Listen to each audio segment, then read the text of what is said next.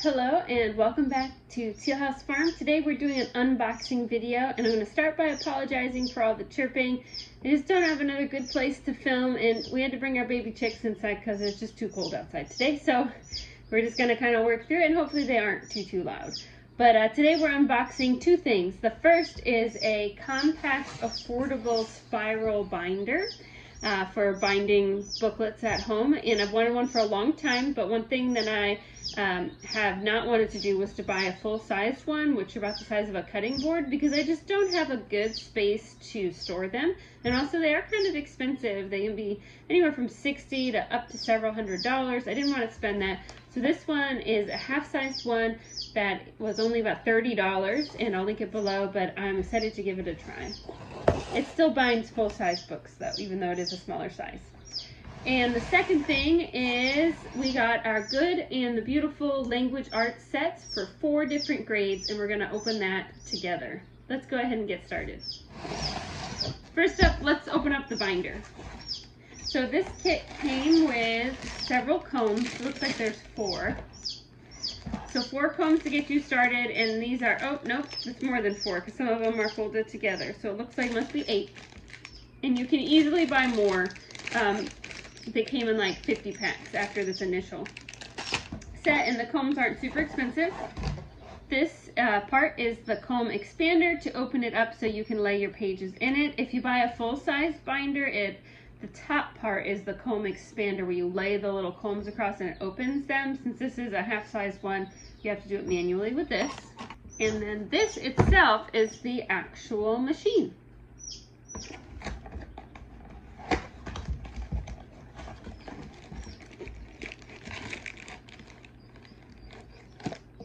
It looks a lot like a 3-hole puncher.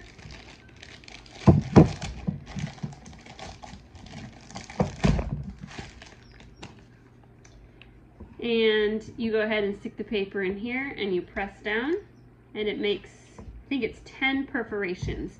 And we're actually going to try this together in just a minute because some of the things that we have from the Good and the Beautiful I want to bind at home so that we don't lose pages. So let's go ahead and open up our Good and the Beautiful box and I'll show you what we have, and then we'll try some binding together and see how much we like this affordable, compact, easy to store little binder.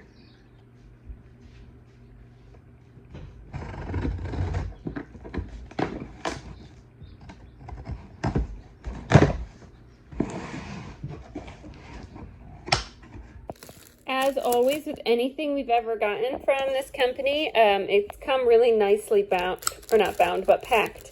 The books are very secure in here. They were bubble wrapped, so everything that you're going to get is not going to come bent or damaged, which I really very much appreciate that they take the time to do that. There's everything out of the box. Let's talk about what we got and why we got it. So you may be thinking this is kind of a weird time to be doing a homeschool unboxing, and that is very true, but the reason it worked out this way is pretty specific. This year we tried a new math curriculum. We did not like the one that we had. I did not feel like it was well-rounded enough for my children, so we switched to the Good and the Beautiful, and I've been very, very happy with it. And after doing a semester of that math curriculum and looking ahead to needing new language arts curriculum, I decided to give them a try because I was so impressed with the math curriculum. So up till now for language arts, we've been using Easy Peasy, which is a free online resource, and it's actually pretty good. I'll link it below. The Easy Peasy curriculum is actually pretty good, but the downside with it is, one, some of the lessons are just too short. You'll have a decent length lesson, and then you have a day where the lesson is like 5 minutes, and that's just not long enough. They need to do their time, partially because homeschool is measured in hours. And also, it requires a lot of prep. So when you have one child, having prep, I do all my homeschool prep on Sunday. When you have to prep for one child, not a huge deal. When you have to prep for 2, okay, it gets a little bit more. But now we have what is going to be 5 children that are going to be doing structured homeschool coming up this coming year. It's just too much. Like, it's just, I will spend hours on Sunday prepping just language arts. And there are other curriculums that naturally need prep, like science, because you have to make sure you have materials and test the experiments you're going to do, make sure they actually work so you can teach them to your students. So then prepping something like language arts gets really annoying because language arts should be something that they can really do very independently.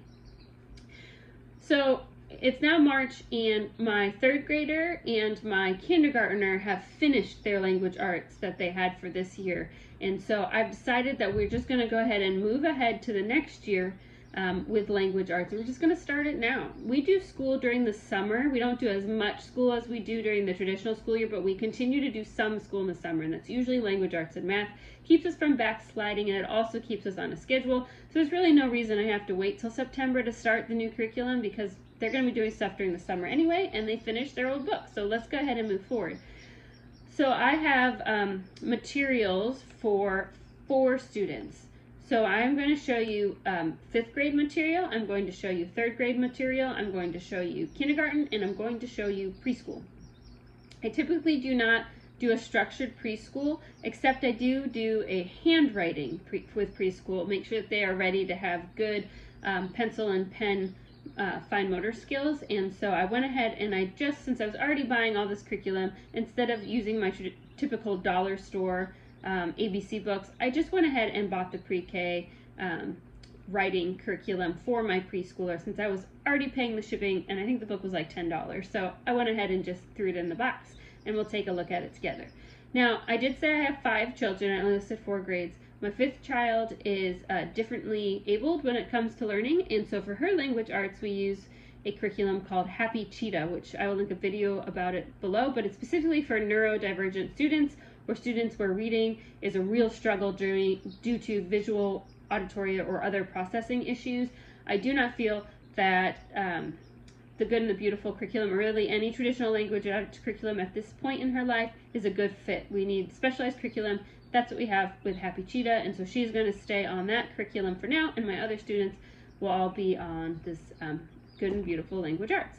Let's open up some books and take a look at what we bought. The 2 younger students, their handwriting books. By the way, the handwriting is not part of the language arts set. I include it as part of language arts because it's writing, but you do buy this separately. But these are very affordable, between $10, $12. And the idea is that you do 1 lesson a day. It's a good way to get your school day started. So this one is preschool, and it's pre-writing. So we're going to work on the skills that we need to write letters well. And a lot of it is tracing, squigglies, and shapes. And for this curriculum, I really like how simple the pages are, especially with a preschooler. If pages are full of things, they get distracted really easily, and they want to color every picture, and then it can be hard to get them to focus on, well, first we need to do our work, then we can color. And so with these pages being smaller and being just very simpler, it's going to be a lot easier to just keep our 4-year-old on task. And I would say that's true for most preschoolers. If there's too much on the page, it's very distracting. There's mazes, there's some little puzzles. The idea is that you do 1 lesson a day. It will not take a long time, but we're building the skills that we need to have the good fine motor skills for writing letters. And this is part 1 of the pre-writing, and it's recommended for 3- and 4-year-olds. So we started with this one. Part 2 is the same, half-size page, but it's going to focus more on starting with our letters. But we really want to make sure we've mastered these pencil control skills first before we jump into starting letters. I feel like with my oldest child, that's where I messed up a little bit. You know, every homeschool is a learning experience, and I think I jumped to letters too soon, and I should have given her more time with these types of activities, and I don't think learning our correct letter formation would have been quite as much of a struggle as it was for her when we were doing kindergarten together. My kindergartner is going to do a kindergarten handwriting. We will probably do 2 lessons a day so that we finish this by the time 1st grade officially starts at the end of summer. And she's very ready for it. But I decided, again, with handwriting, it's really important to really master each step. And there is no shame in going back and repeating things you already know how to do to make sure that you really know them really well.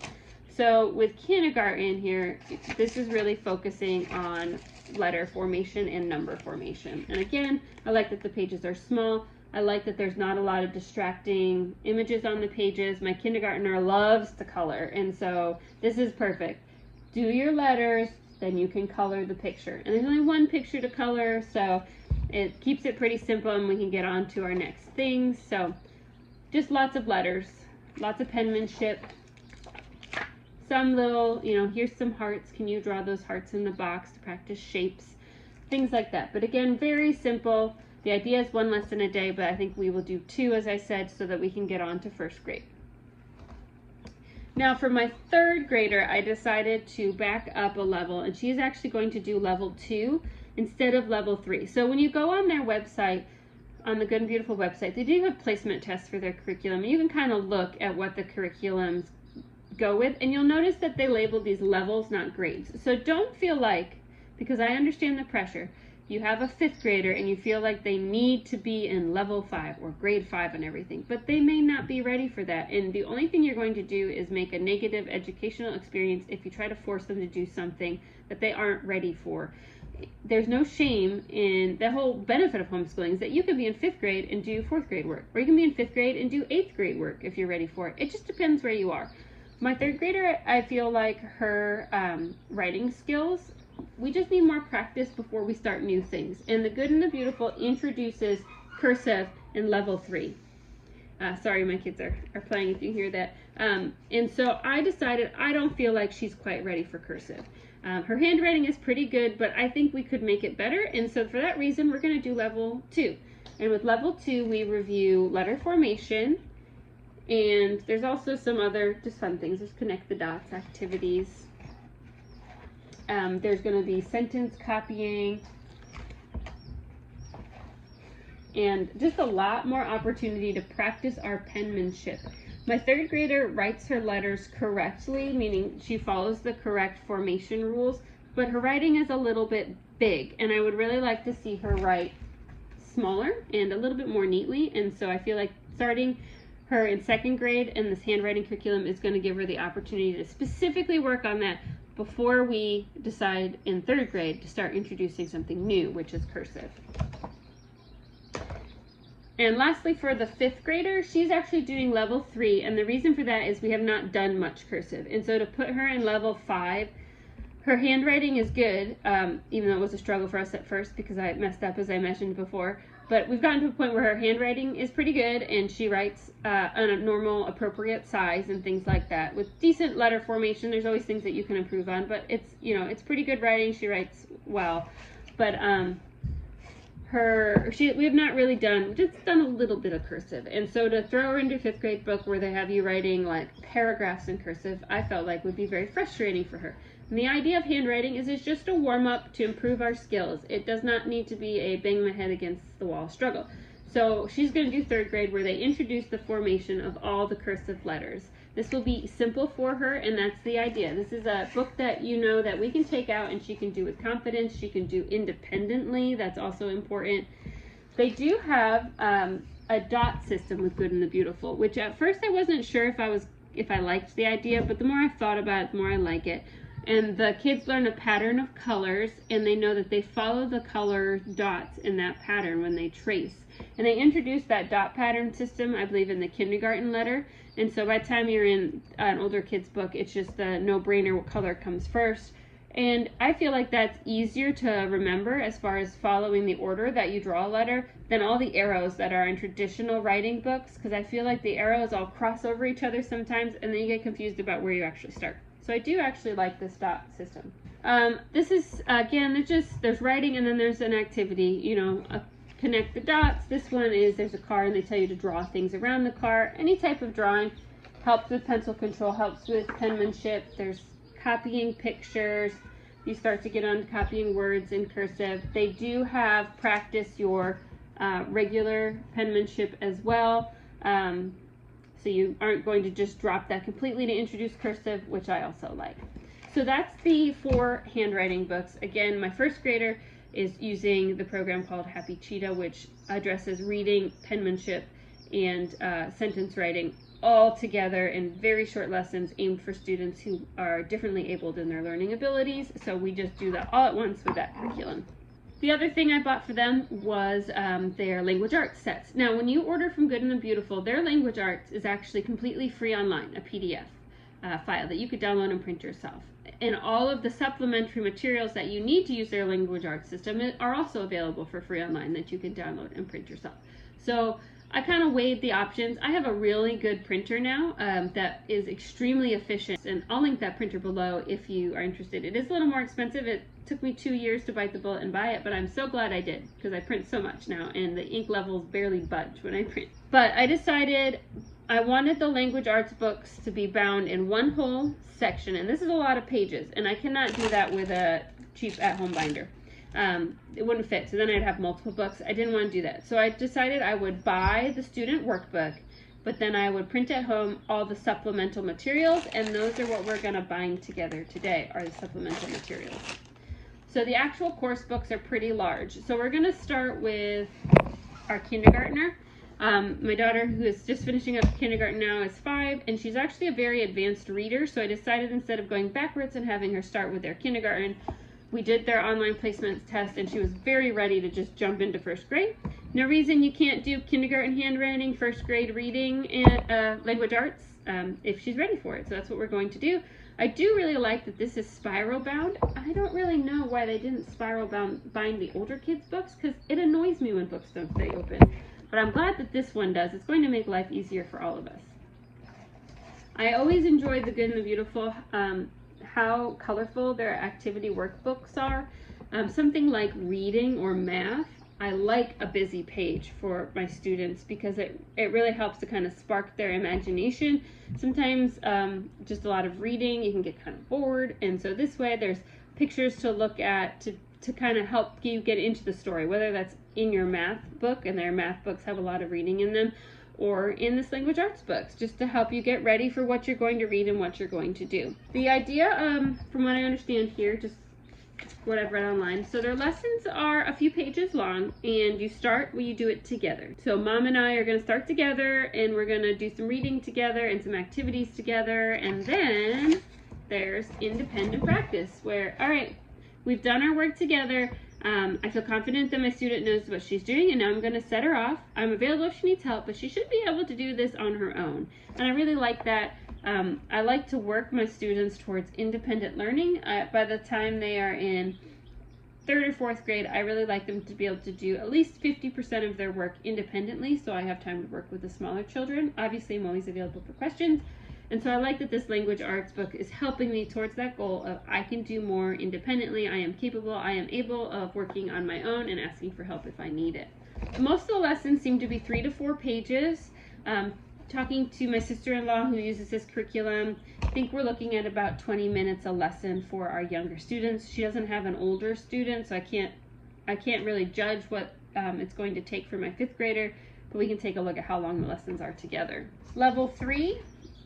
For my 3rd grader, I thought about pushing her up to level 4 and having her start the 4th grade book, but she does not naturally enjoy reading. That's not her. She's very, very good at math. She's ahead of the ball on math, but reading is not her favorite thing. So I thought we'll go and do their level 3 because she's not in 4th grade yet, and she passed the level 3 assessment placement test, but the 4 was a little bit harder. And so because reading is not something she's very motivated in, I decided it's not a good idea to try to push her ahead. She needs to stay where she's comfortable so that it's not any more painful for her than it has to be. Again, let's take a look. Here's the lesson. Again, there are supplementary reading books and readers. We'll look at those in a minute, but it'll give you an idea, like this is the reader you need to use today to read together, and then we're going to complete the lesson. I like that the teacher, one of my favorite things about Good and Beautiful is that the teacher instructions are in the student workbook. I don't have to buy a separate teacher book. That absolutely annoys me as a homeschool parent, because then I have all these student books I have to keep track of, or just, have available for my students, and then I have all these teacher books that I have to keep track of in the store, and then I have to try to match the page numbers, and then there's like 500 books on the table when I'm trying to teach school. I love that this is all together. I'm not flipping pages trying to match things. It's great. And so it looks like we do some lessons together, which is pretty expected, and then there is, again, independent work. Let's see, that lesson was only 2 pages. Let's see if that's pretty typical. This one's only 2 pages. This one looks like it's 3, but actually that makes sense because 2 pages in this book, but they have a separate reader workbook that I will download and bind. And so 2 pages in this book plus the work in the other book, I would say that fits about that 20-minute estimate that my sister-in-law told me. So that's the 3rd grade book. All right, and then my 5th grader absolutely loves reading, but I decided to go ahead and keep her in the level 5 course book because Good and the Beautiful had, like, in bold letters on their website when you got to the older kids levels, do not push your student ahead even if they are an advanced reader. They really recommend that you stay on level, and not, your level can be underneath your grade level, but it should not exceed your grade level when you get to older students. I decided to abide by that. Even if it is a little bit easy, we could do 2 lessons in a day, and then she could get to the level 6 by the first of the school year. So this one opens long ways, so I'm going to assume that that means that there's more reading. Again, I love how there's colorful pictures, kind of get that imagination sparked for a good story. All right, let's take a look at a sample lesson together. Here's lesson 32. Also, I think I forgot to mention, but each, whether it's the math or the language arts, there's always a theme for the curriculum. This 5th grade reading book is, I believe it's geography and fine arts. And the 3rd grade one is all about nature, which is really cool. So you kind of get a little bit of a science or a history lesson with your other curriculum. The 3rd grade math curriculum is all about other cultures. So there's sections that we read about life in China or life in, some country somewhere far, far away. So you get a little bit of geography with your math lesson. Here you're going to get a little bit of fine arts history with your language arts lessons. So the lesson, again, there's a parent-teacher section where we do this together. Looks like this one they recommend that we alternate paragraphs reading aloud. A lot more reading in this book, which we would expect. And then there's a student section, these 2 pages, where the student should be able to work independently. And just like the other books, there is individual print off booklets that you need as supplement to this. You can buy those online, but again, they are free. All of this is free to download and print if you have the capacity to print that much curriculum. And so I decided to order just the really large workbooks and printed everything else. Okay, so we're just going to look at what I printed for the kindergarten workbook, and we're going to try to bind it together to give this binder a try. So for the kindergarten, I printed these booster pack cards, which are phonics cards, it seems, and I printed double-sided. This is, I think, about 50 pages double-sided. And then I printed off their reading books. So the little mini books that you would get for reading, I'm just going to bind them all together. This is much bigger. I'm going to have to bind this in more than one set. This binder says that it can do 75 pages at a time, so it should be able to do my booster cards, but this will have to be broken into 2 different booklets, which is totally fine. Now, I also have a laminator, and what I think I'm going to do is laminate the front page to make it really sturdy so that it'll help protect the booklets. So I'm going to do that real fast, then we'll come back and we will try to bind.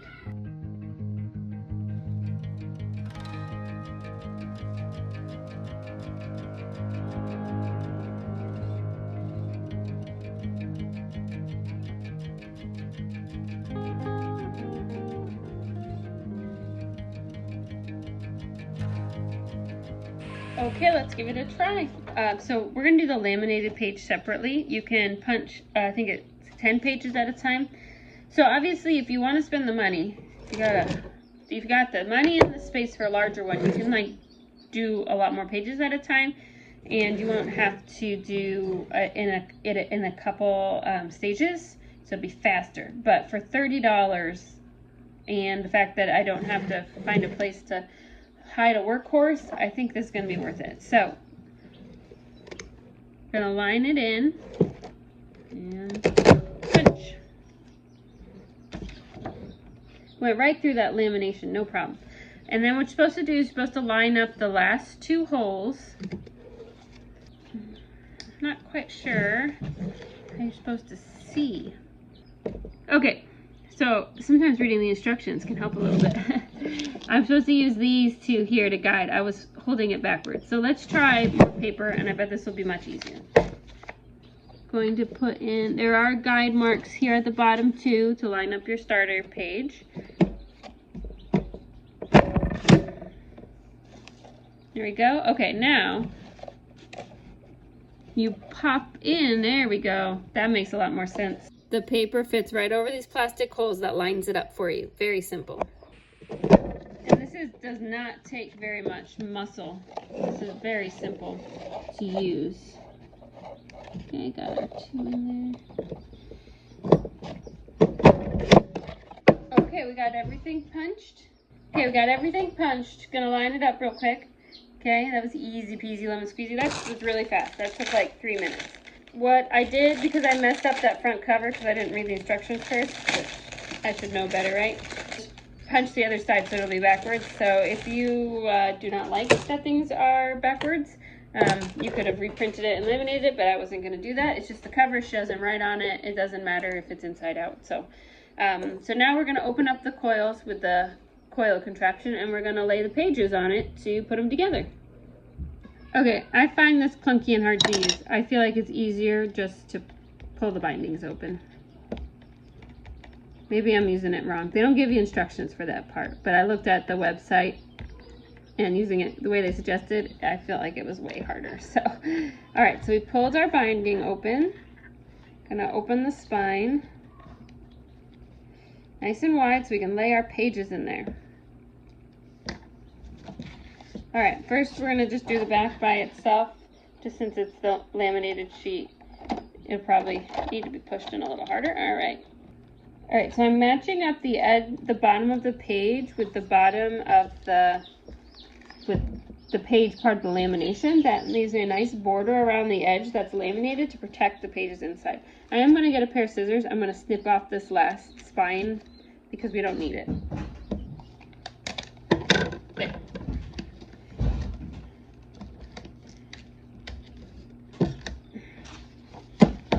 Alright, we'll lay the rest of the packet in there. Lines up really easily. All the pages punched through very cleanly. They're lining up as I'm putting them on. You just have to bend them up a little bit, slide them on there. Oh, that was so easy. Alright, and then the page, which I obliterated because I did it wrong the first time, we're just putting it on inside out. And if that bothers you, then just look the other way for a minute. But it'll still, all they need is to protect the actual work pages. So. All right, now we're going to snap the binding closed.